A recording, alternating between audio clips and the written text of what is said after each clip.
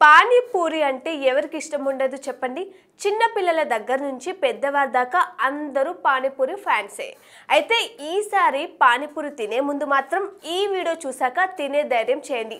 ఒక మహిళ పానీపూరి తినేటప్పుడు ఆమె దవడ వంకరపోయింది. అదెలా అంటారా? చెప్తాను వినండి.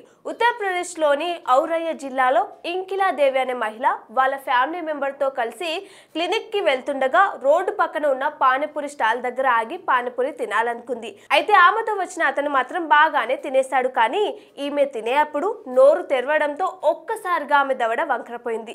దీన్ని గమనించిన ఆ ఫ్యామిలీ మెంబర్ వెంటనే హాస్పిటల్కి తీసుకెళ్లాడు. అప్పుడు డాక్టర్ చాలాసేపు కష్టపడి ఆమె నోరు ఎప్పటిలాగా బాగు చేశాడు. కానీ పానీపూరి ఇష్టమైన చిరుతిండి అయినప్పటికీ వాటిని జాగ్రత్తగా తినాలని, ముఖ్యంగా దవడను ఒత్తిడికి గురి చేసే అతిపెద్ద భాగాలను తినొద్దని డాక్టర్స్ చెప్తున్నారు. ఈ వీడియోని మీ గ్యాంగ్లో ఉన్న పానీపూరి లవర్స్కి షేర్ చేయండి.